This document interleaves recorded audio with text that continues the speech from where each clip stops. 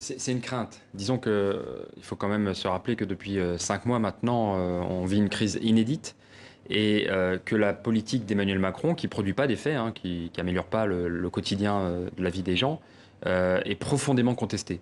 Et donc la crainte, c'est qu'il y ait eu toutes ces mobilisations et que ça débouche sur rien, ou plutôt sur une espèce d'arnaque ou de manipulation.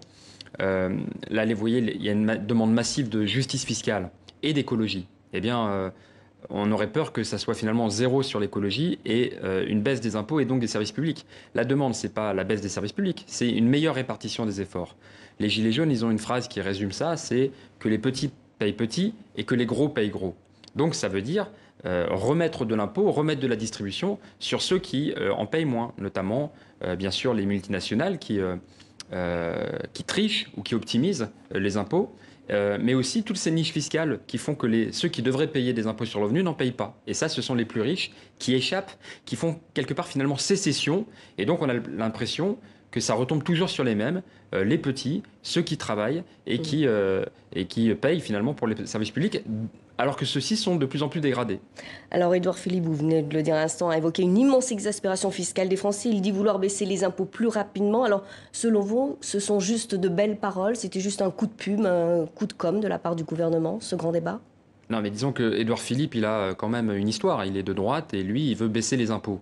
Mais aujourd'hui, la question, encore une fois, c'est celle de la répartition. C'est-à-dire que les gens payent des impôts, mais on a bien vu que, par exemple, chaque année, c'est 20 milliards d'euros qui sont donnés aux entreprises sans contrepartie, sans rien. Ça va directement dans les poches des actionnaires. C'est le CICE.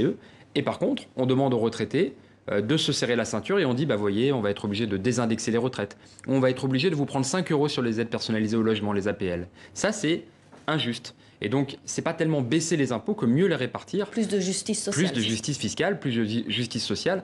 C'était le sens des propos de Laurent Berger dont vous avez repris la parole. C'était le sens de ces propositions, les 66 propositions Laurent Berger et Nicolas Hulot, et qui faisaient vraiment le lien entre justice sociale et écologie. Parce qu'il y a une attente très très forte. Et nous, on a peur, nous les écologistes, que cette attente ne soit pas traduite en actes.